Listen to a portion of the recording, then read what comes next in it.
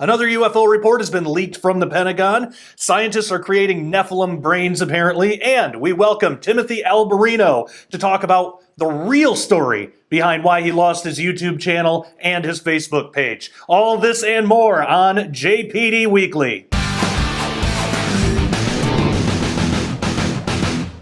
Hey everybody, hope you're doing well. What a busy, crazy week it's been. It's been a lot of fun, but we do have an awesome interview with Tim Alberino later on, and it's probably going to take up about half the show, so that's great. We talked about a lot of stuff, a lot of different stuff. But before we get to that, I want to start off talking about this new leaked Pentagon UFO report. So this report's revealed new details about a UFO encounter that shocked Navy fighter pilots above the Pacific. So the 2009 report doesn't bear any date or agency logo, but 4 officials confirmed that it was written as part of a Pentagon program with input from multiple agencies. KLAS reported this, and the Las Vegas news station obtained the unclassified report while visiting Washington, D.C. for a debriefing arranged by former Senator Harry Reid. The report reveals stunning new first-hand accounts of the November 14th, 2004 encounter, which was documented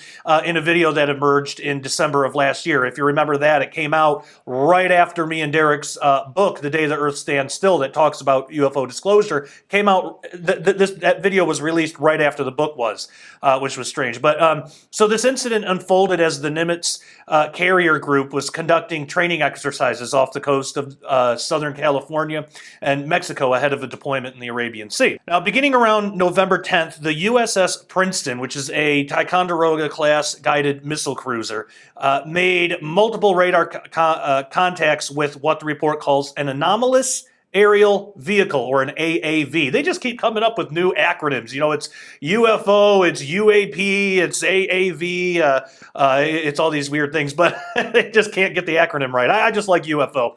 But the senior chief fire controlman on the Princeton, which was equipped with ultra-advanced AN Spy-1 multifunctional phased array radar, reported that the AAV, I'm just going to say UFO, they're saying AAV, I'm just going to say UFO, but it appears that this UFO appeared from 60,000 feet, the radar's scan ceiling, and descended very rapidly to about 50 feet across above the surface of the ocean. They would hover for a short time and then depart at high velocities and turn rates demonstrating advanced capabilities, and that's what the senior chief said.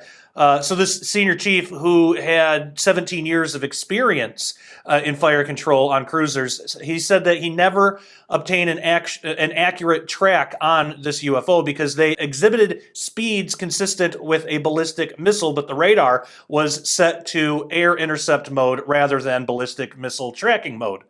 So then, on November 14th, the Princeton again detected a UFO around 11 a.m. and called it in 2 FA-18 Hornets that happened to be returning from the USS Nimitz from a training exercise. An E-2C Hawkeye surveillance plane was also operating in the area and attempted radar contact on the UFO, but made only intermittent contact as it was unable to gain a track. So the skies were clear and blue with unlimited visibility that day, and the sea was calm, and this is all according to this report. The first fighter jet to investigate, it was a USMC single-seat FA-18 C. It flew within 5 to 10 nautical miles of the UFO's location, but could not see it. Instead, he reported seeing a circular disturbance in the water about 50 to 100 meters in diameter, and apparently it reminded the pilot of something rapidly submerging into the ocean, like a submarine. So the report hypothesized that it's possible that the disturbance was being caused by a UFO, but that the UFO was cloaked or invisible to the human eye. The Marine pilot was called off after the controller asked a plane carrying ordnance to respond, which he was not. When he returned to the USS Nimitz, his intelligence officer asked him if he'd seen the supersonic tic-tac. That's how it was described. The next jet responded was a Navy FA-18F, piloted by David Fravor and Lieutenant Jim Slate, who made visual contact with the UFO that they have since publicly discussed corroborating the report. So Fravor also spotted a disturbance in the water, almost as if it were boiling. That's how he described it. But this time, hovering above the disturbance was a strange object. The object was shaped like an elongated egg or a tic-tac, according to Fravor, and was holding like a Harrier, the jump jet that can take off vertically. Now, Slate, whose name is redacted from the report, described it as solid, white, smooth, with no edges. It was uniformly colored with no pylons or wings or anything like that. So he described the exterior of the object as like it had a white candy-coated shell, almost like a whiteboard, end quote. When Fravor attempted to make a close pass of this object to get some kind of visual recognition, the object appeared to react, realigning its axis to point at the approaching plane. The AAV then ascended quickly and departed, or the UFO ascended quickly and departed at supersonic speed. When Fravor and Slate returned to the Nimitz, the sailors that were in the intelligence center actually put on tinfoil hats to greet them, asking them eagerly about their UFO flight. So they kind of treated it as a joke. But later on in that day, another plane made the video that's since been released, according to this report. So around 3 p.m., another Navy FA-18F tracked a remarkable object on FLIR, FLIR, which Fravor's plane had not been equipped with. The pilot said he couldn't confirm whether he had tracked the same object seen by Fravor and Slate because he never made visual contact, only tracked it through the FLIR. So the report notes that the USS Louisville nuclear fast attack submarine was operating in the area and detected no unusual undersea activity over the duration of these incidents. And the incident was filed in a regular training mission report, and it's unclear if it was reported up the chain of command, but that's what the report found. The air crews involved made and kept a copy of the FLIR recording, but were subject to, quote, a high level of ridicule, end quote, over the incident. And that comes from the report.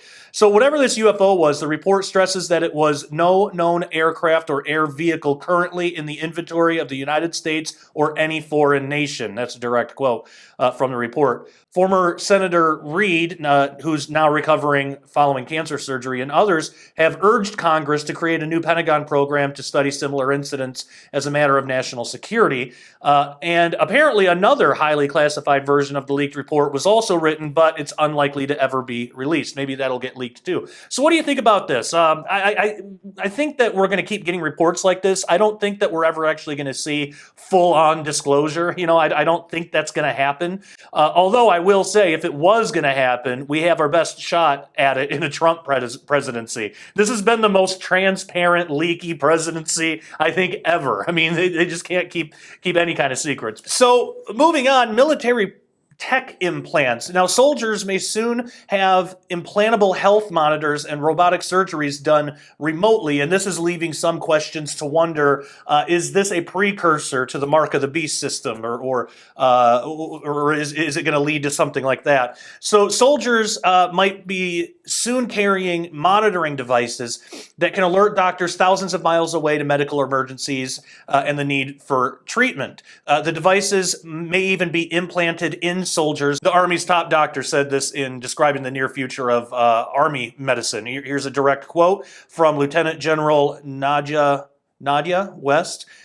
This is the Army's Surgeon General, and this was said during a talk May 8th at the Association of the U.S. Army in Arlington, Virginia. Quote, "We should be monitoring all soldiers all the time, looking for patterns of injury or other signs for early detection. We can do better when every soldier is a sensor, and we can continuously monitor information called from them." End quote. So the monitors would send out streams of detailed data on a soldier's health. So, for example, a device could measure blood sugar levels, and a doctor or nurse hundreds or even thousands of miles away can check on a soldier's diabetes and recommend treatment or calibrate insulin or something like that. Here's another quote from West. "There is an explosion of wearable and soon to be implantable peripheral monitors. It completely revolutionizes how we can follow and impact a soldier's health and patient's health."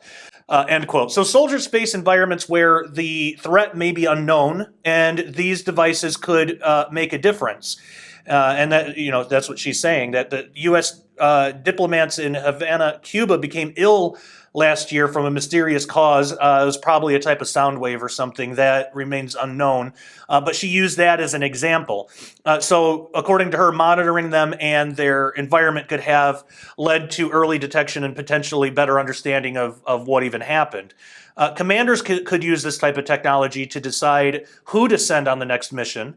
And West goes on to say, quote, just imagine a commander having that information where the person is and how they're doing.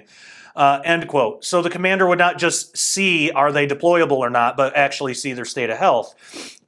West goes on to say, quote, if you had a pilot getting into a cockpit, wouldn't you want to know if they're sleepy or not? If you have the tools to predict, it's amazing what you can prevent, end quote. So monitoring devices, they are actually available now, and Army medicine is working through how to scale the capability and secure the information flow. The device is one of many innovations in medical care, which is changing dramatically, and the Army is changing with it, apparently.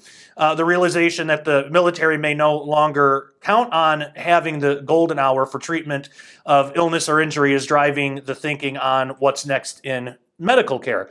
So troops will be forward deployed in units with smaller footprints and often without the luxury of uncontested airspace. The ambush and killings in October of 4 American soldiers in Niger bring to the forefront the danger that troops face in remote locations, according to West. She brought all this up. She said, quote, we might not have the life-saving golden hour evacuation system we've been accustomed to for the last 17 years. Our soldiers may be isolated for 72 hours or more, requiring prolonged field care when injured in an austere environment. Our medics will be faced with doing more with less, for longer. That means no easy access to emergency departments or operating suites or trauma surgeons, end quote. So this is the reality that the Army that's facing Army medics right now, this new environment that requires significant changes in how medics and soldiers are trained and equipped, and changes are taking place now. This has some Christians wondering, does it have to be like an implantable thing, or does that really matter? Is this even anything remotely close to the mark of the beast, just because it's an implant? And we'll talk about that in a minute. But command posts in the near future, according to West, will have medical capabilities integrated with them, so patients can be monitored and calls made to a surgeon to recommend life-saving procedures. Robotic surgeries are another technology in development, and it's a question of how quickly they can scale it through the enterprise. Such surgery has been tested at Fort Campbell, Kentucky, with doctors there and a satellite hookup with soldiers in a remote area.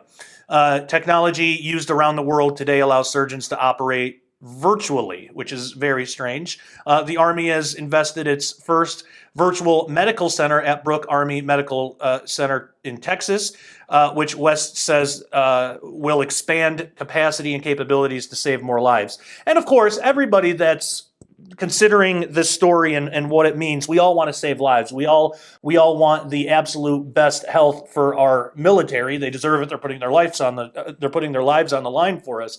At least we can do is give them good medical care. But again, this has Christians wondering if it's a mark of the beast thing. Now, I actually don't think so, but I don't know how I feel about implanted stuff. I think it's best to just stay away from all that. I think stuff wearable on the outside of the body is fine, but when you start implanting stuff in the body, I don't know. But there's a line though, because things like prosthetics. I mean, I even have a prosthetic hip. I had hip surgery and got my bones ripped out and got some metal thrown in. So, I mean, there are some cases where a type of implant is necessary. And it's difficult to tell if this is one of those or not. By the way that it sounds, it doesn't sound like it's changing DNA. It doesn't sound like it's doing anything like that. It sounds like it's just a health monitoring thing. And it also doesn't sound like anybody needs to bow down and worship the Antichrist in order to get this thing. But is this something that could lead to that in the future? That's the big question that has Christians wondering. I don't know. I mean, I think that if the government was a benevolent entity, then this technology would never be abused. But because it's not benevolent and people aren't benevolent, this technology can and will get abused. So it's a matter of thinking about how could this be abused, like with the robotic surgery stuff. It sounds like a great idea, but what if that gets hacked? What would happen then? What if there's a malfunction of some kind? But of course somebody could say, well, with a surgeon, what if the surgeon goes crazy and kills a bunch of soldiers? Or what if the surgeon has a heart attack in the middle of surgery and can't finish the surgery or something? So there's issues on both ends. It's kind of like the driverless car debate. Should we have driverless cars? I'm all for it. I know I'm one of the few in our circles here that are actually for driverless cars. But the reason is the main reason people bring up why they're against driverless cars is because of hacking. Which can happen, but I think you would drastically reduce the amount of drunk driving accidents, just car accidents in general. So yeah, it can be hacked, but either way you have car deaths. So wouldn't it be better to take the option that would result in less car deaths? But then there's other things to consider, like, well, if they have that, they're going to have driverless trucks, and then that's going to put a lot of people out of work. And that's terrible, but that's just kind of the way the world is. The world changes, and we need to adapt. Not morally speaking, just technologically speaking, we need to adapt. I mean, when machines were first starting to be used in factories and things, people were trying to take wrenches and bash the machines and break the machines because they didn't want to lose their jobs. Well, but eventually the world advanced anyway, and a lot of them adapted, and that's why you got a lot of more computer engineers and things like that today. So the world will change and people can adapt with jobs. I wouldn't want to say, well, yeah, these people won't be able to work, so we shouldn't do that. And I haven't heard a really strong argument against driverless cars. Okay, so we're going to be talking about some actual kind of frightening technology. There's a half human, half chicken thing, and I want to talk about that. This half human, half chicken embryo. We're going to talk about that right after this. Right now, head on over to JoshPeckDisclosure.com, the central hub for everything Josh Peck Disclosure. Every day you'll get brand new videos, podcast updates, and more. Make sure you subscribe at youtube.com/JoshPeckDisclosure. Also, make sure you click the bell and select the option to always be notified when a new video is released. Follow Josh Peck Disclosure on Twitter at JPDisclosure and get involved with the show on our official Facebook page at facebook.com/JoshPeckDisclosure. If you're on Steemit and prefer DTube, follow Josh Peck at steemit.com/@JoshPeck and make sure to upvote all Josh Peck Disclosure DTube videos. Keep checking back at JoshPeckDisclosure.com for news, information, updates, and more. Okay, welcome back. Well, apparently this hybrid human-chicken embryos have been created in a U.S. lab, no doubt. This isn't somewhere in China. This is in a U.S. lab. So a team of stem cell researchers have done the seemingly impossible and successfully combined artificial human cells with the embryo of a chicken in this shock new experiment aimed at trying to help better understand developing life. And until now, scientists have been unable to answer how certain cells in a developing embryo decide to become muscles or limbs or anything else, while others become like bones and nerves and things. How does it know what to do? But now researchers led by Dr. Ali Brivanlo, I think that's how it's pronounced, from Rockefeller University in New York, they've achieved this weird thing that they did, creating this odd embryo. So by grafting petri dish grown human cells onto the embryo of a chicken, the scientists were, for the first time ever, able to observe how cells organize themselves. I would think there would have to be a better way to do that. I mean, sure, it's interesting and you would want to know that, but does it have to be done in this way? So the study was published this week in the science journal Nature, where the scientists unveiled the inner machinations of so-called organizer cells. So organizer cells are responsible for the formation of a cell's top, bottom, back, and essentially dictate how the human body takes its form. Dr. Brivanlo said, this is a direct quote, no one knew what happens after the ball of cells attaches itself to the uterus. End quote. So this startling experiment could now promise to circumvent the ethical issues surrounding the use of human embryos in laboratory experiments, because countries like the U.S. ban the use of embryos more than 14 days old, which is about the time organizer cells begin to form. And in this new study, the researchers bypassed the rule by growing embryo-like structures derived from human embryonic cells. So the cells were then grafted onto 12-hour-old chicken embryos, which are roughly the equivalent of a 14-day human. And astonishingly, the researchers noted as the chicken embryo grew, organizer cells dictated the formation of a second chicken nervous system, which is really, really weird and odd. Dr. Martin Bloom, a developmental biologist at the University of Hohenheim in Germany, said the quote, beautiful finding could put an end to the use of actual human embryos in laboratories. And the expert said, quote, it's a real evidence, it's beautiful, this can be shown without the need of using embryos. At the moment, I could not think of a case where an early human embryo would be needed to answer basic questions, end quote. So I guess that's good, but where is this going to get pushed? What happens if they find a way to just let the thing grow and then see what happens? See what's birthed from this just ungodly, abominable union of chicken and man. Then what?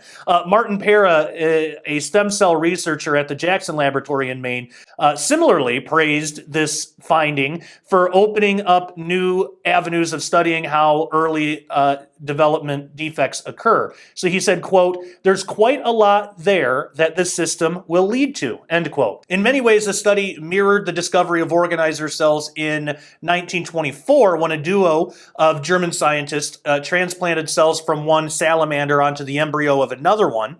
And the researchers, Hilde Mangold, Hans Speyman, I think I'm saying that right, observed the new cells developing in a second conjoined salamander.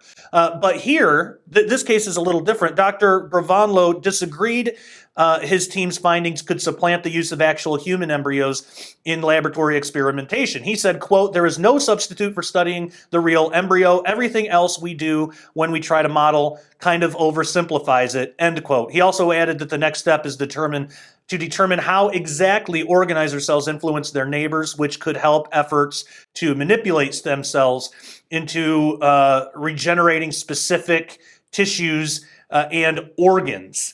So really strange stuff. And again, it's where is this going to lead? There's actually another story that's similar to this, talking about where this stuff is going to lead. Nephilim brains. So there's a theory that early Neanderthals, at least some of them, might have been Nephilim, or might have been the giants from Genesis 6, or might have had at least some of that DNA. It might have had something to do with that. So even if they weren't necessarily giant in physical size, they might have had the Nephilim DNA, some of these Neanderthals. So now scientists are wanting to grow these mini brains using Neanderthal DNA. Geneticists hope that comparing prehistoric and modern biology will help them understand what makes humans unique. It's really weird. Scientists are preparing now to create miniature brains that have been genetically engineered to contain Neanderthal DNA in an unprecedented attempt to understand how humans differ from our closest relatives. And again, this leads people to wonder, well, where is it going to end? Okay, you grow a brain, how about a body too? Let's bring the thing to life and then see what we're dealing with. This has people wondering, where is this stuff going to lead? So in the next few months, these small blobs of tissue, which are known as brain organoids, they'll be grown from human stem cells that have been edited to contain Neanderthalized versions of several genes. So these lentil-sized organoids, which are incapable of thoughts or feelings, so they say, replicate some of the basic structures of an adult brain. They could demonstrate for the first time if there were meaningful differences between human and Neanderthal brain biology. Sure, it's an interesting question, but again, like we talked about before, where does it end, and isn't there another way to do it? So here's a direct quote from Professor Svante Pabo, who's the director of the genetics department at the Max Planck Institute for Evolutionary Anthropology in Leipzig, Germany, where these experiments are being performed. Quote, Neanderthals are the closest relatives to everyday humans, so if we should define ourselves as a group or a species, it is really them that we should compare ourselves to, end quote. So Pablo previously led the successful international effort to crack the Neanderthal genome, and his lab is now focused on bringing Neanderthal traits back to life in the laboratory using sophisticated gene editing techniques. And the lab has already inserted Neanderthal genes of a craniofacial development into mice.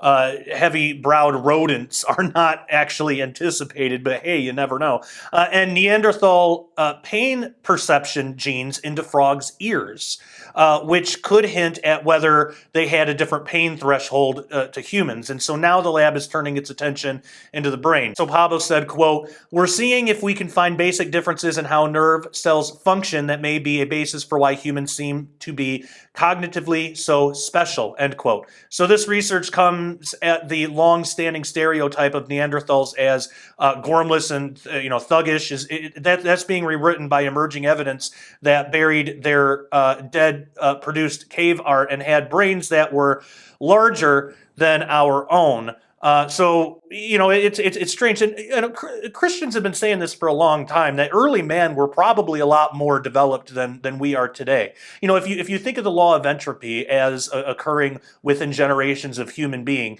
well, you trace that back, and we're not getting better; we'd be getting worse. You know, we'd be getting worse and worse and worse. So if you trace that back, it should be early man should have been a lot better, a lot smarter, stronger, healthier than we are today. And that very well could be the case. And it seems like the science is starting to show that now. So on one hand, it's like, okay, well, it's good that they're finding that out. But on the other hand, what a weird way to go about it. I mean, growing Nephilim Neanderthal brains, whatever. So in the basement beneath Pabo's office, scientists are working to extract DNA from ancient humans and animal fossils excavated at sites across the world. And the team's success relies on taking obsessive precautions against contamination, because even a speck of dust floating in through a window can contain more DNA than a few milligrams of powdered ancient bone under analysis. So they got to be incredibly careful. Researchers shower and wear these spacesuit-style uniforms before entering rooms kept sterile by UV lights and a sophisticated air filtration system. It was under these stringent working conditions in 2010 that his team reassembled the code of the Neanderthal genome from heavily degraded samples taken from 4 females who lived in Europe supposedly tens of thousands of years ago. And the genome revealed that Neanderthals interbred with our ancestors, and successfully enough that all non-Africans today carry 1 to 4% of Neanderthal DNA. And since people acquired slightly different genes collectively, about a third of the Neanderthal genome is still floating around in modern populations. However, there is also a genetic dead zones, large stretches of the Neanderthal genome that nobody inherited, possibly because there were disadvantages to health, fertility, cognition, physical appearance, stuff like that. So again, I mean, really interesting story, but a lot of it is it leads us to wonder, where is it going to end? Because you're never going to have all the answers. You're never going to know everything. Now, I love science, and I think that we should be researching stuff. I think the more we learn about early man, I think that that's really beneficial, and it's really helpful, and it's interesting.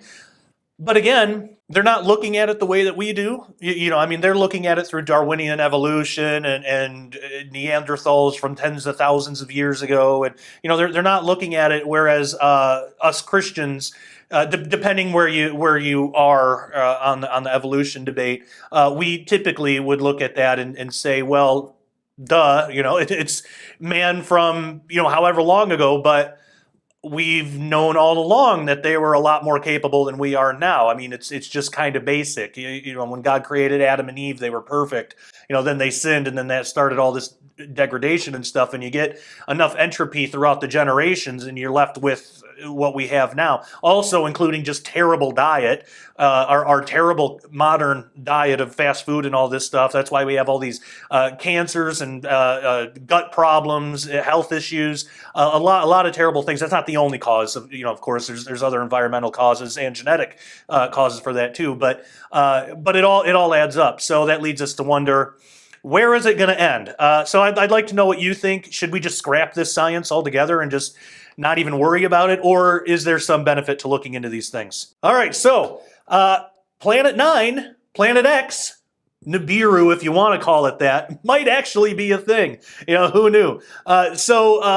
This ghostly solar system planet has been bolstered by an asteroid discovery, all right? So, of course, some people are kind of taking the sensational route and trying to say, see, this is Planet 9, this is Planet X, this is Nibiru, whatever. But because for years, the theories of a ninth planet, which some might call Pluto, but theories of this of a ninth planet that's sitting beyond the orbit of Pluto have been doing the rounds. So astronomers across the globe have been searching for a planet with little to no success. However, just recently, a group of researchers discovered a piece of evidence indicating that the ghostly world could actually be hiding in the farther reaches of our solar neighborhood.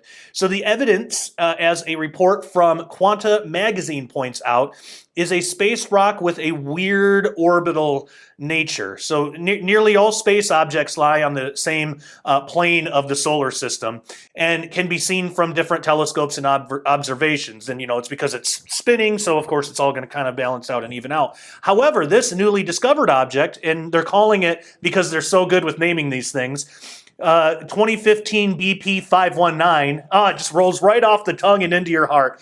But it was spotted in a region above the plane that most of the solar system lies on.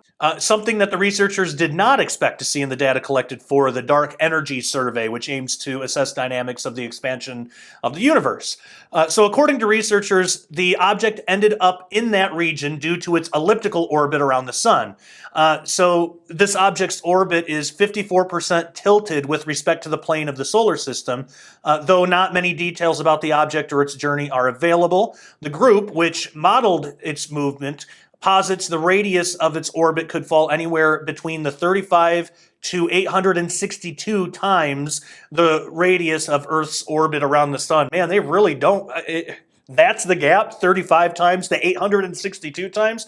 The radius, they couldn't narrow it down anymore. I guess they really don't know much about it yet. But the group, led by University of Michigan graduate student Juliet Becker, observed the object, tracked its movements, and ran simulations to understand its origin story. But so far, nothing can explain how it got its really weird orbit. They needed a source that might have influenced its journey along, in the long term, which is exactly where the theory of the ninth planet comes in. This hypothesized Planet 9, which could be 10 times the mass of the Earth and 20 times further from the sun than even Neptune, explains the strange orbital path of this object. So they're not saying that this object is Planet 9, but this object could be evidence of a Planet 9 or a Planet X or whatever. So their simulations made complete sense on including the ninth planet and suggested the strong pull of this ghostly world might have dragged the object away from the plane of the solar system. So even though this Planet X hasn't been observed or measured in any way, this asteroid or whatever, 2015, whatever they call it, its strange orbital pattern being so skewed from the normal orbital plane of the rest of the solar system could be caused by a large planet out in the farthest reaches of the solar system. So when they ran simulations, that's what made sense. That could be the source. So that said, this discovery bolsters the Planet 9 theory, but can't be considered as firm evidence of another planet hiding in our solar system, at least not yet. So co-author of the study, David Gerdes, told Quanta magazine, quote, "It's not proof that Planet 9 exists, but I would say there's presence of an object like this in our solar system bolsters the case for Planet 9," end quote. And it's also worth noting that astronomers are dubious about the new theory, mainly because the history of our solar system and the first planets have only been a mystery. You know, we don't really know much about it. And as the report noted, there are many possibilities for this case, such as the push from dwarf planets or stars among which the sun was born. Now, the RXIV, ARXIV, I never know how to say that, ARXIV, but the preprint of the paper titled Discovery and Dynamical Analysis of an Extreme Trans-Neptunian Object with a High Orbital Inclination is available online. So just Google that, I guess. But it's available online now if you really want to get into the science of it. So, I mean, it's really interesting.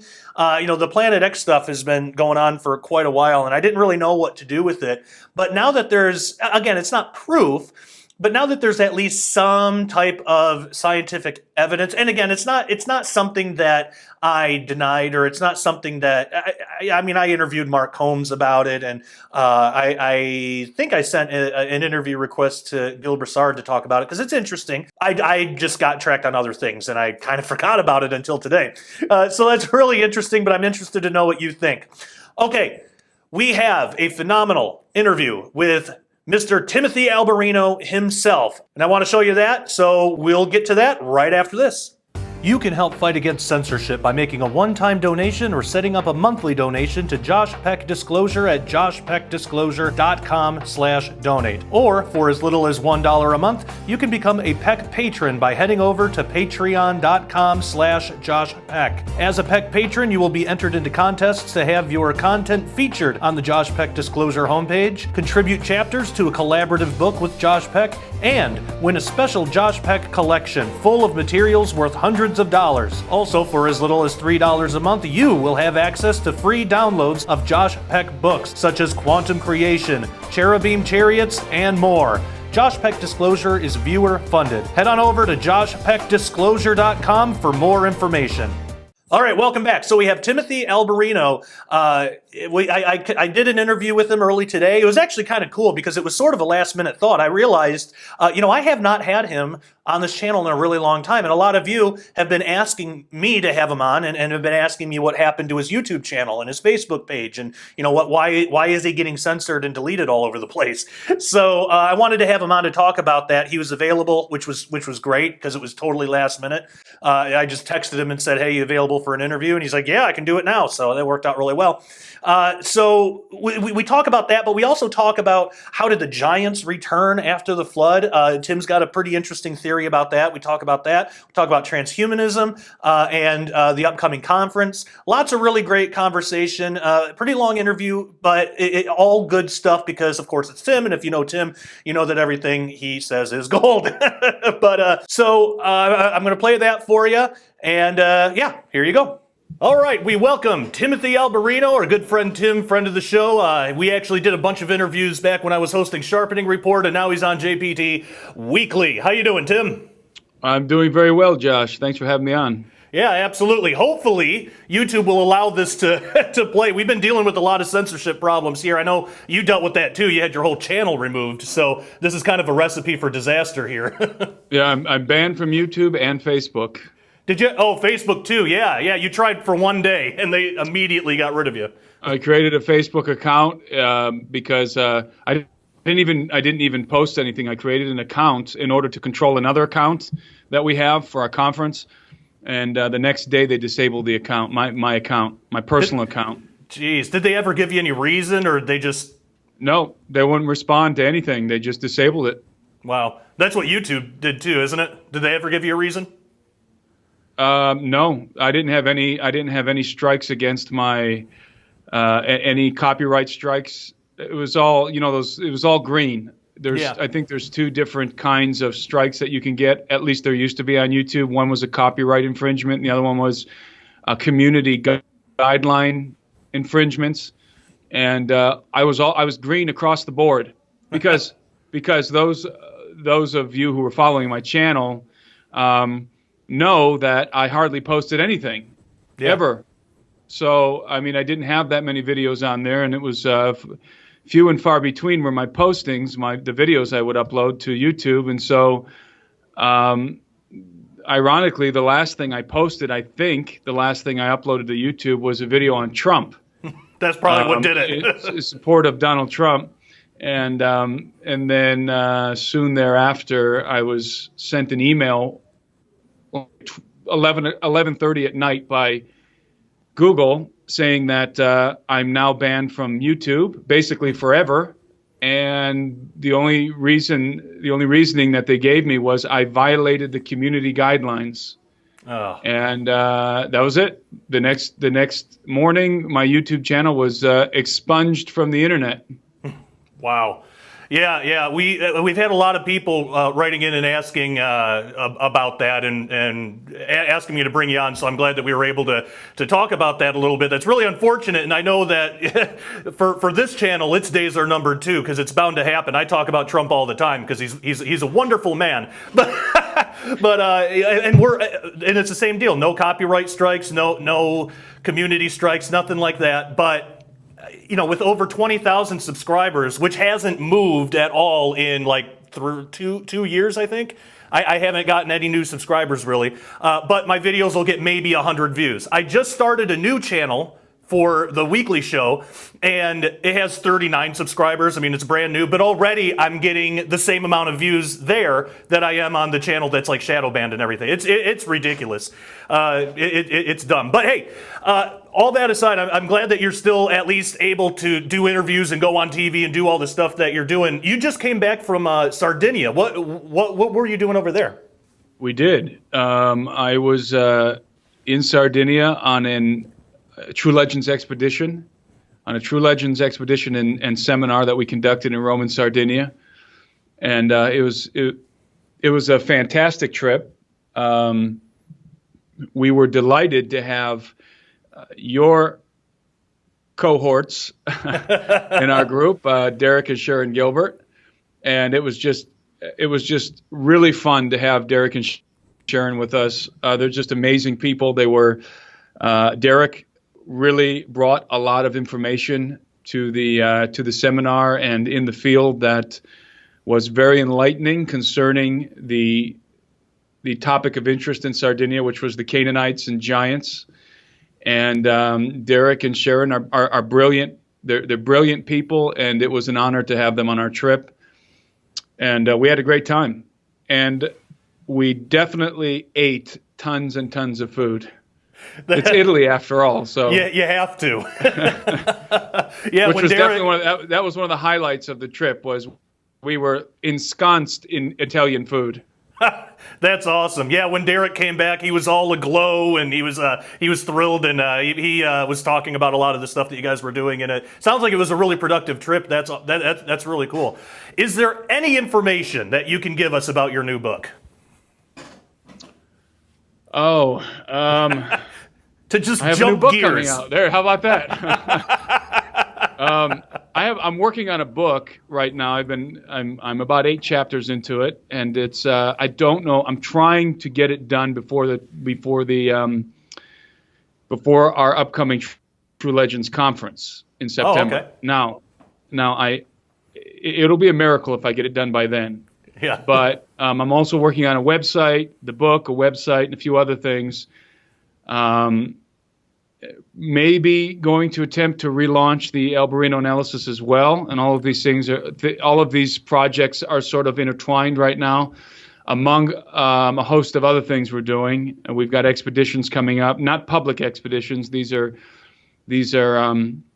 expeditions that we've been quietly arranging in film projects and so forth.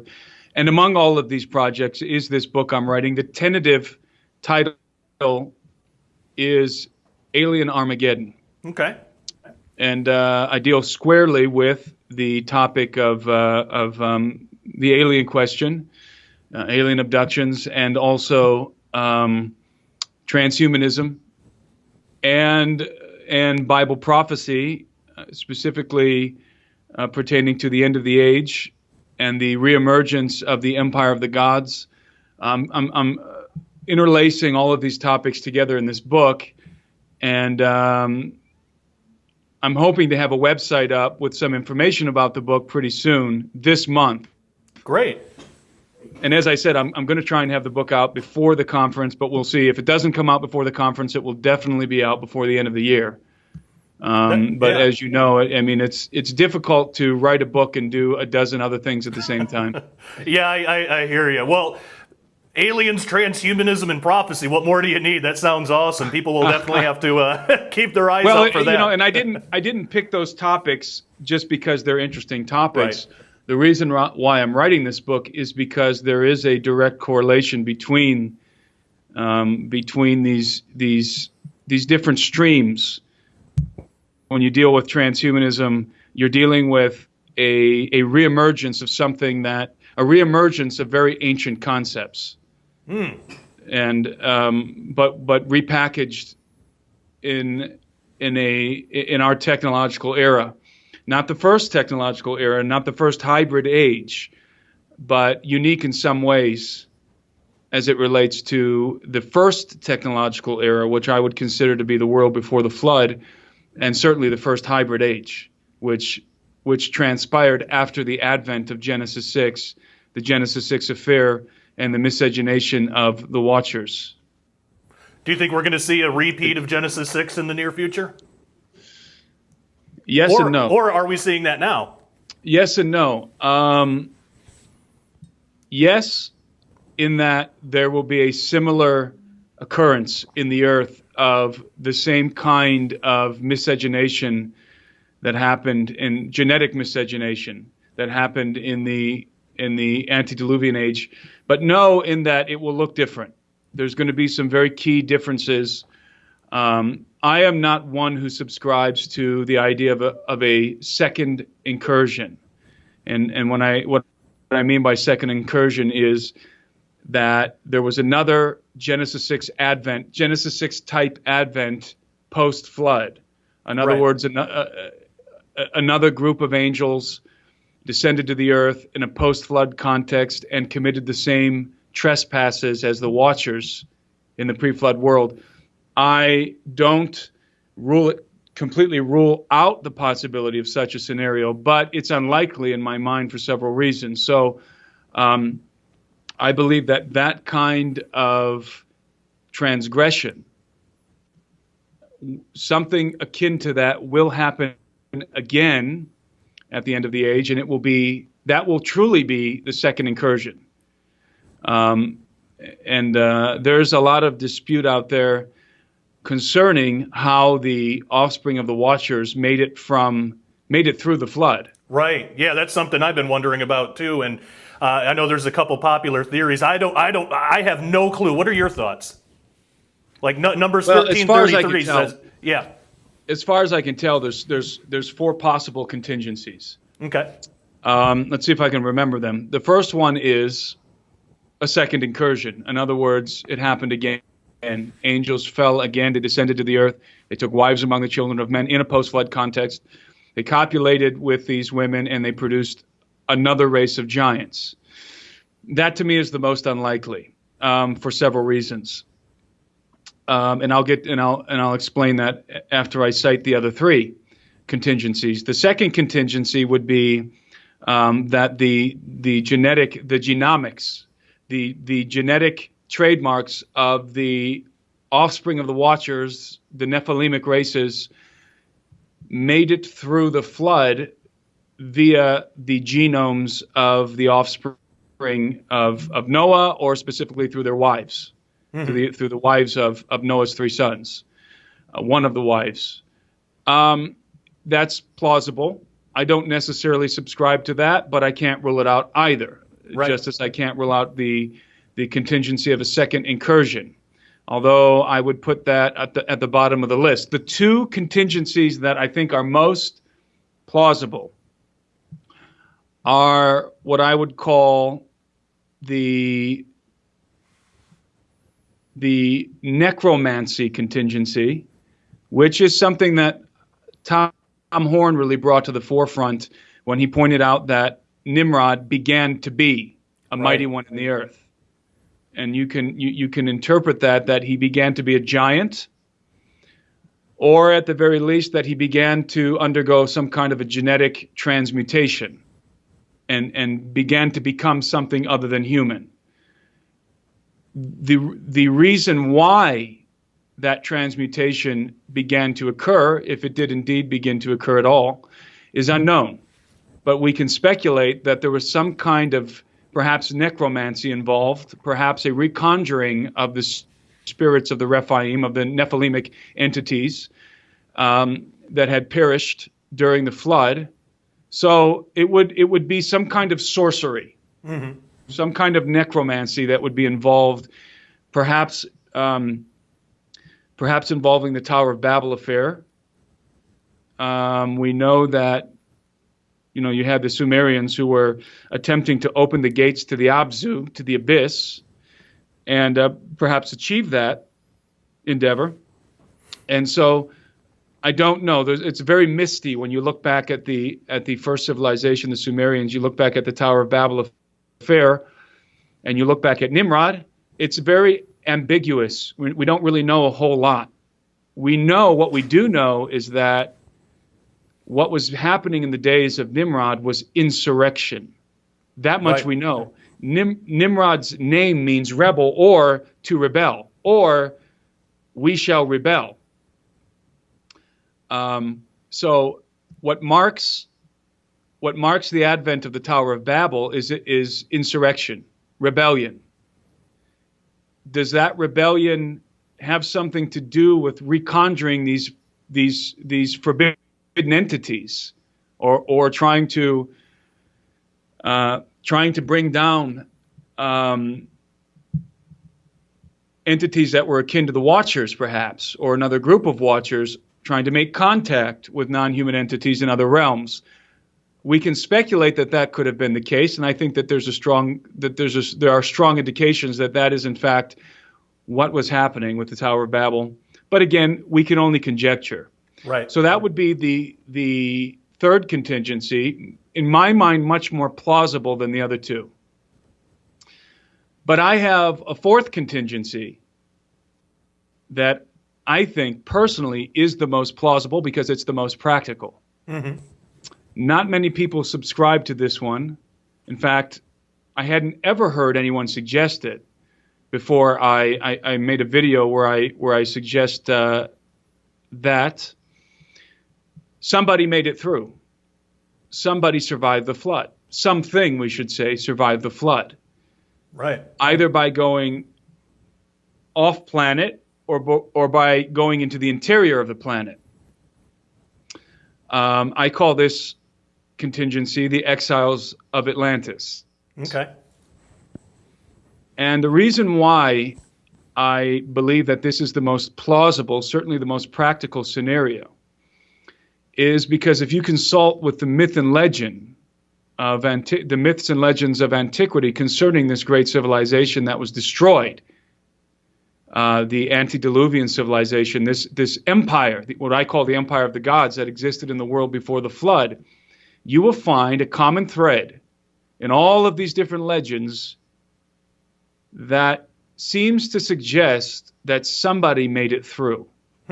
Somebody escaped with some of the knowledge. Apart from Noah and his family. And of course, the different legends will record different details concerning the advent of the great cataclysm that destroyed the empire of the gods. For example, the Sumerians name a different individual that's very analogous to Noah and the story of Noah saving the two of every kind of the different animals and the species and so forth. Whereas other legends won't necessarily contain those specific details, but will have a storyline that is similar. Mm-hmm. But in many of these accounts, you have somebody surviving by way of divine providence, but then you have almost this concurrent narrative of not somebody necessarily surviving, but somebody escaping. And there are several accounts where that becomes vivid, and you even find indications that somebody escaped into the interior of the earth. Mm-hmm. And again, when I say somebody, something, I'm not referencing Noah. Obviously, Noah was made it through the flood by way of the ark and divine providence and divine protection. But then there's this other concurrent narrative of something escaping the flood, not necessarily surviving by providence, but escaping. Mm-hmm. And you can trace this thread through the myths and legends of antiquity, and especially as they relate to the mystery schools. Knowledge made it through the flood to the other side into the post-flood context by a surreptitious means. So either, again, somebody went off-world, off-planet, or went into the interior of the planet and was able to thereby escape annihilation. Now, there would be contention from the Christian community, certainly, of the notion of something or somebody escaping, because the Bible clearly says that all the creatures that God had made, the air-breathing creatures, mm-hmm. the land-based creatures, were destroyed. Right. But there's no indication that the sea creatures were killed,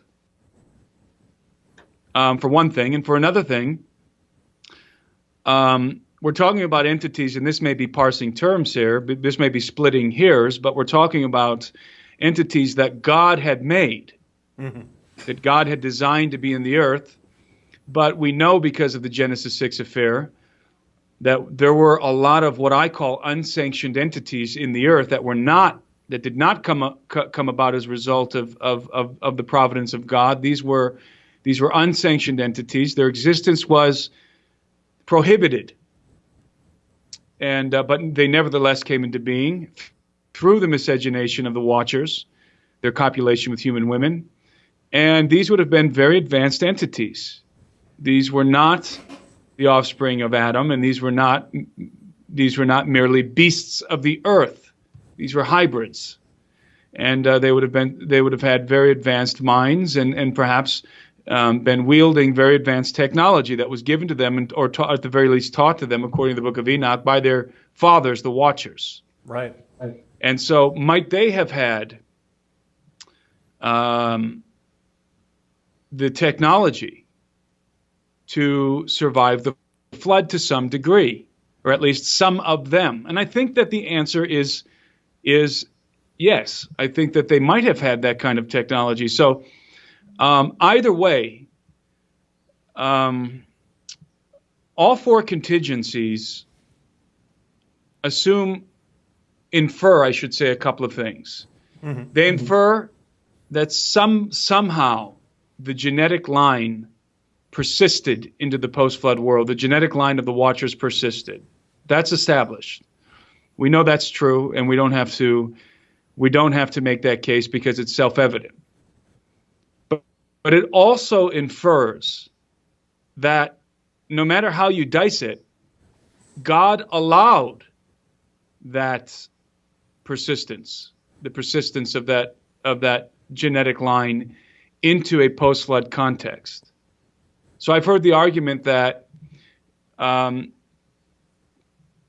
that the genetic trademarks of the Watchers could not possibly have been communicated through the flood via the genomes of Noah's offspring, because that would make God incompetent. But the fallacy of that argument is that you could make the same argument for any of the four contingencies. Yeah, it survived somehow. Yeah, the fact is that the genetic line was present again in the post-flood world. So somehow they reemerged. And I don't believe that speaks to God being incompetent. I think that what we have is a persistent insurgency against God that is continually active against him, this rebellion that is continually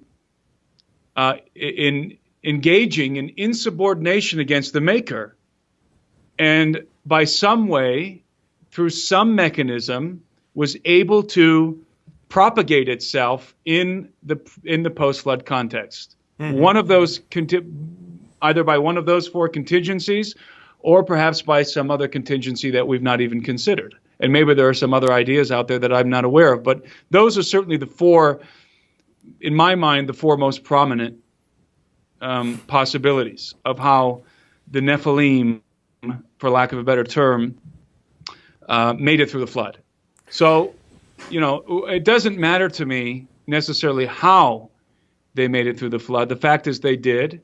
Mm-hmm. So it's important to identify the implications of the hybrid race in a post-flood context, especially as it relates to the end of the age, and being able to differentiate between the post-flood incursion of not necessarily another incursion of fallen angels, but certainly the post-flood incursion of their offspring, mm-hmm.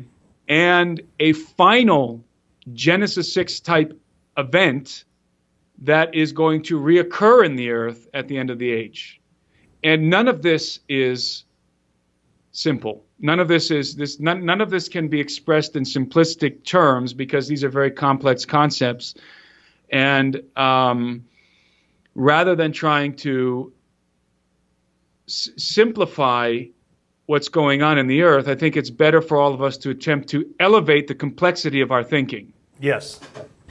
And you and I had a conversation, I think, a while back where we addressed that, I think, at Skywatch TV. Yeah, the reductionist worldview interview on Into the Multiverse. Yeah. One of the most popular videos, actually. Also one of the most hated, but it doesn't come without controversy. But it's correct. Having a type of reductive mindset like that, it only pushes away really important, intricate, complicated parts of the matter that you're trying to discuss. So things just can't be reduced like that. And it's not just religious stuff. It's in politics. It's really in all walks of life. You mentioned a conference, and I realized actually yesterday that we haven't mentioned it at all on this channel. And so I was happy that you were actually available this weekend to do it, because viewers of this show might not know what is going on with this conference, what it is, when is it, where is it? Give us all the details. Well, we're doing another True Legends conference in September, the 14th through the 16th, this coming September. The topic of this year's conference is transhumanism and the hybrid age. And we have a very exciting lineup of speakers for the conference. We have Steve Quayle, myself from Gen 6 Productions. We have Tom Horn and Sharon Gilbert, and then also yourself and Justin Fall will be joining us for a round table at the conference, which we'll talk about in a minute. And we have participation from InfoWars. We have David Knight is one of our main speakers, one of our keynote speakers, and we also have Owen Schroyer from InfoWars, who will be participating on the round table with us. We also have some very important people coming over from some very important speakers who will be addressing the audience, coming over from both the tech world and the world of ufology. Mm-hmm. We have Hugo de Garis, who's one of the leading minds, has been one of the leading minds in artificial intelligence, who's coming in from China to join us. And we have Richard Dolan, who's one of the foremost ufologists. And so what we've done here is we've created a strategic alliance. We've built a strategic alliance against the transhumanist agenda, which I think is fundamentally Luciferian, mm-hmm. Between Gen 6 Productions, Skywatch TV, and InfoWars.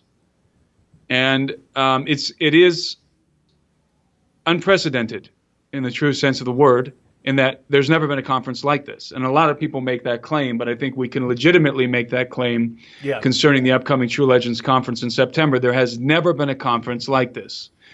And so we have this strategic alliance, a unified front, if you will, against the transhumanist agenda with these three organizations, Gen 6 Productions, Skywatch TV, and InfoWars, as well as bringing in Hugo de Garis from the tech world, from the world of artificial intelligence, and Richard Dolan from the world of ufology.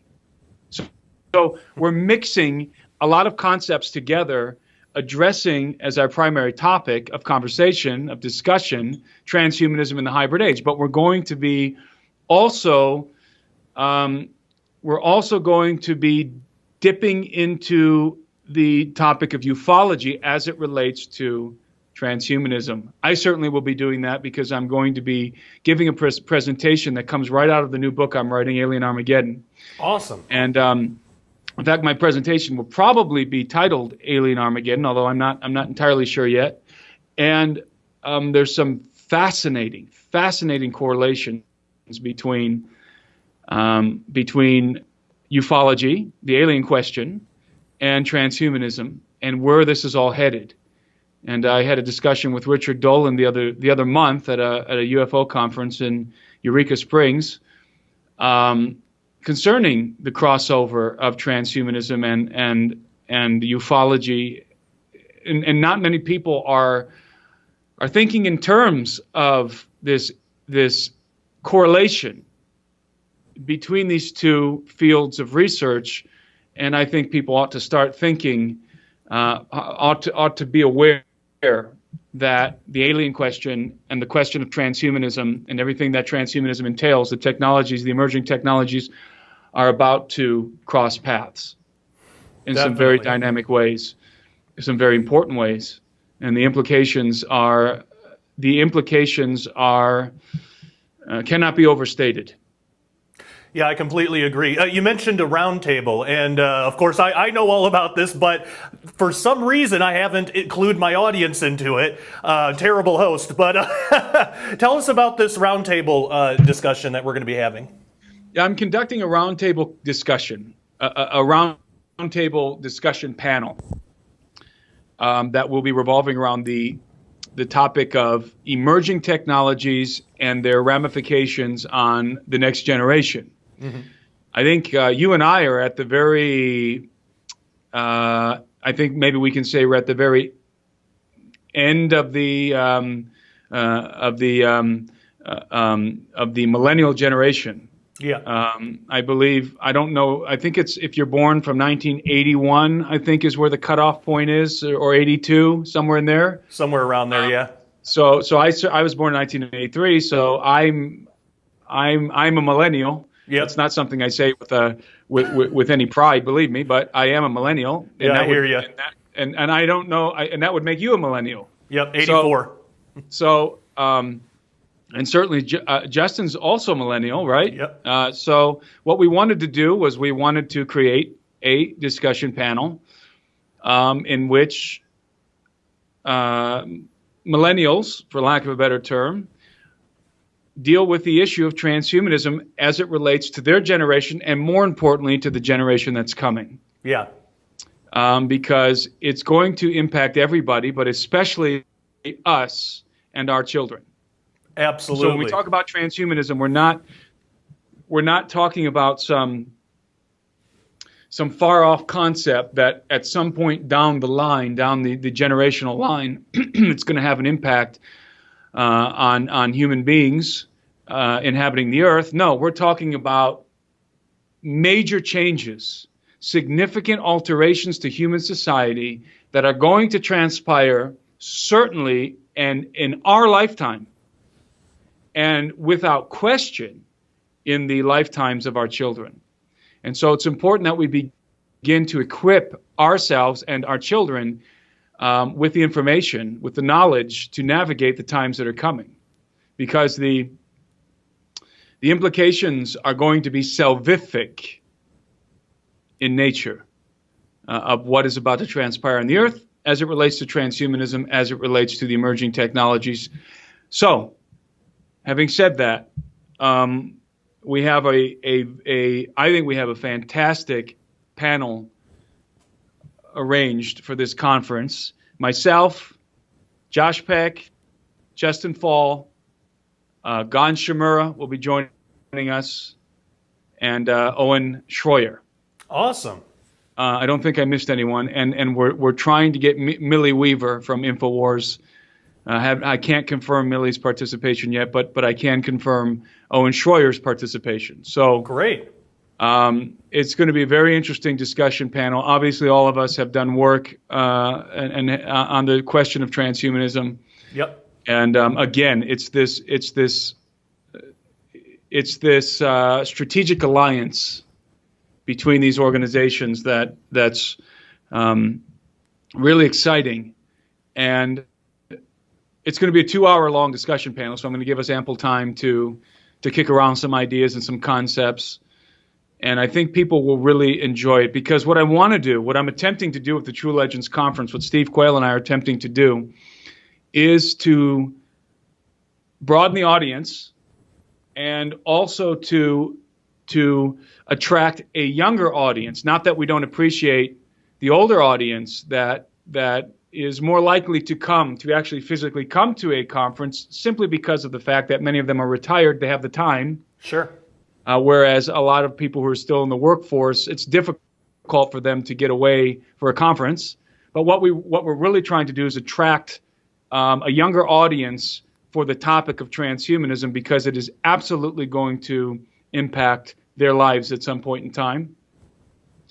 And so one of the main features here for this conference is our live streaming feature. Yeah. We're live streaming the conference. It's available now. And we've got a deal running right now for those who want to live stream the conference. It's $100 to live stream the conference, but as an additional bonus, if you sign up for live streaming for the 2018 True Legends Conference, which is going to happen this September, you will automatically, instantly get access to last year's conference. Great. On demand via our website. So in other words, sign up for this year's upcoming conference for live streaming, and as soon as you sign up, you can watch every session of last year's conference. That's awesome. Last year's True Legend Conference instantly online through your members panel on our website. Where can people go to sign up and get tickets and all that?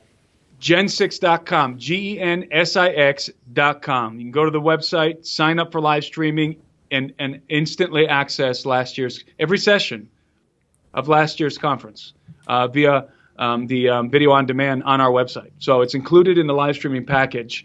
So, which is a really, really good deal, because you're getting last year's conference for free, and you get to live stream this year's conference. And so for those of you who can't make it to the conference, live stream it, purchase a live streaming ticket, and invite a bunch of friends over. Yeah. And or pool your resources with a bunch of your friends and live stream the conference, because I think that, and I think you would agree, Josh, that the topic of transhumanism and the hybrid age and everything that it implies is the most important, the most critical issue facing our generation. Yes. Yeah, I definitely agree. It's pervasive. We see it all over in our culture today. It's only growing in popularity, and it's only going to continue to do so. So it's a good idea for us to get a handle on these things now. Are you guys, are there still tickets available, or are you sold out? I don't know. I haven't checked. But I know that last time I checked, which was a while back, it was 2/3 sold out. Oh, wow. Yeah. I would imagine that there's still some seats left. But if you want to actually go to the conference, which is, again, taking place from the 14th to the 16th of September in Branson, Missouri, at the Mansion Theater, you can probably still secure some seats. Great. And the Mansion Theater, I mean, our conference is not like other conferences out there. We don't do breakaway sessions. We don't divide the audience into segments to hear this speaker or that speaker at the same time. Yeah. Everybody is in the same auditorium for every single presentation. That is great. Yeah, because that's one of the most, which creates a really dynamic atmosphere. And so we try to make our conference audio visual, because we're a production company, and highly audio and visual, but also epic. That's the operational word for the conference over here at Gen 6 Productions, is epic. It has to be epic. Well, I think anybody that went to last year's True Legends conference would agree that when you walk in, just the electricity in the air, I mean, it was absolutely epic is the only word you could use to describe it. It was fantastic. And and I like that setup too, where you don't have to compete or pick and choose which speaker you want to see. You can see all of them. One of the most frustrating things going to conferences myself is when I have to speak at the same time that somebody else is speaking, because a lot of times I want to see some of the speakers too. But yeah, so I'm glad that it's set up that way. So that's absolutely phenomenal. So one more time, where's the website? And it's in Branson, Missouri, right? Yes, gen6.com. You can get your tickets to go to the conference, or you can sign up for live streaming and have instant access to all of last year's sessions. And last year was a phenomenal conference. So if you've been wanting to see last year's conference, this is the best way to do it, because you get to see this conference as well.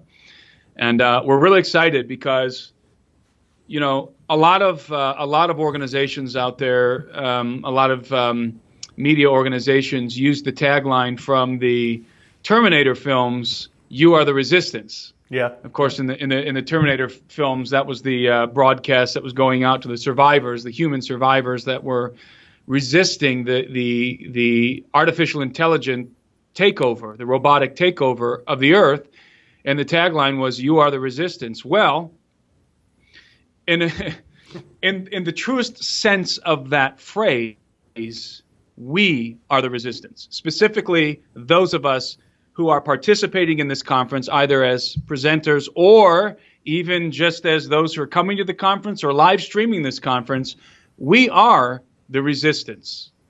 And I think we qualify for that term.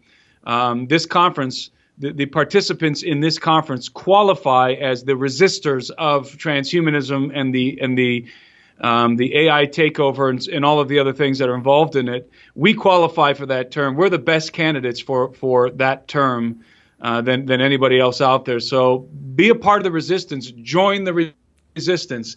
This conference represents the resistance against transhumanism and the hybrid age. Not that we can stop it, but whether you can stop something or not doesn't determine whether or not you ought to resist it. I think we have a moral obligation to make it known that we stand against the Luciferian agenda of transhumanism, and which is basically an alignment with what I call the insurgency, the rebels, the reprobates, you might call them the fallen ones or the demonic faction. Yeah. We stand in resistance against them and their planned usurpation of the dominion that God has given to the human race. And that's what this is all about. By the way, that's the central thrust, the central theme of my book, is addressing a usurpation that is afoot in the earth to trick humanity out of its birthright, to beguile humanity out of its God-given birthright.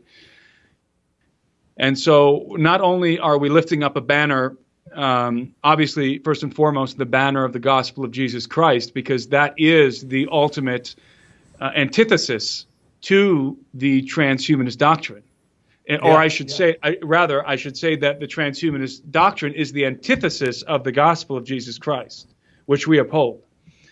But we're also raising a banner as an active resistance against those forces which are trying to usurp the dominion, the authority of the human race, and trying at the same time and as part of the same agenda to effectively annihilate the human race off of planet Earth.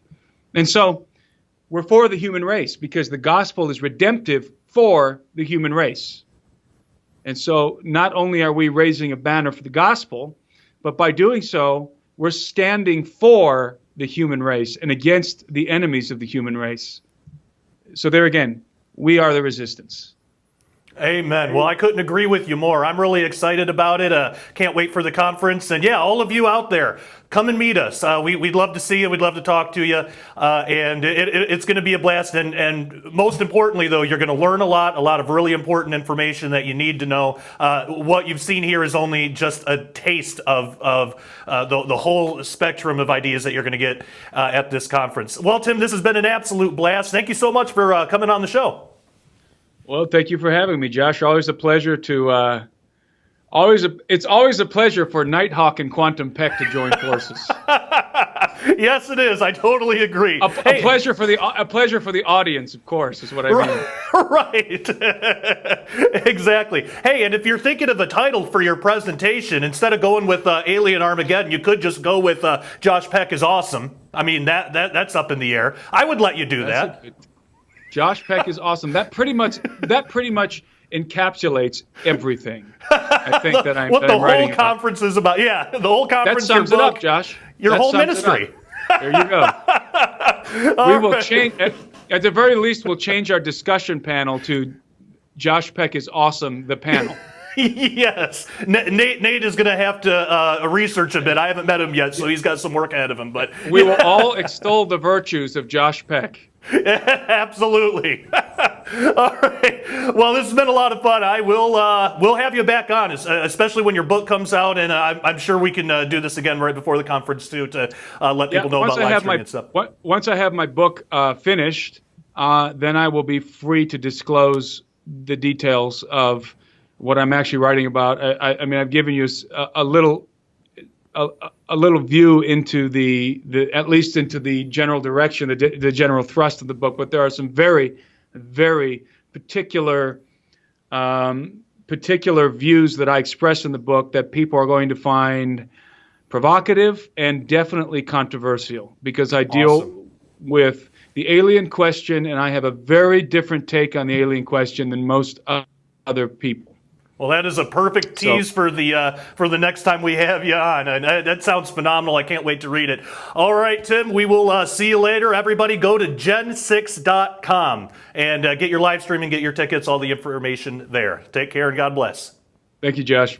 All right, so a big thank you goes out to Timothy Alberino for that. Make sure you go to gen6.com and get your tickets and live streaming. Man, that's a pretty good deal. Okay, well, that is our show for this week. Listen, if you haven't done it yet, it's incredibly important that you click the bell and you subscribe first and you click the bell, because the weekly show is on a different channel. I'm trying to just start a new channel, thinking that maybe because the daily show, I'm getting 100 views, 200 views if I'm lucky on most things, and it's over 20,000 subscribers. I have no doubt that channel is being shadow banned. So I started a brand new one with a brand new email address. I'm hoping maybe that'll do something. You know, we'll see. But subscribe. So there's two channels. Subscribe to both of them. Click the bell on both of them, and always make sure to go to joshpeckdisclosure.com, because what happened to Tim probably, very likely, could happen here. I'm actually surprised that it hasn't yet. We've already had one episode deleted. Episode 2, the weekly show, last week's episode, was deleted, and I had to go through and cut stuff out that YouTube didn't like, which about the Facebook commercial and stuff, which was infuriating, and re-upload it. So luckily, I found a version that counted, but still, it's frustrating.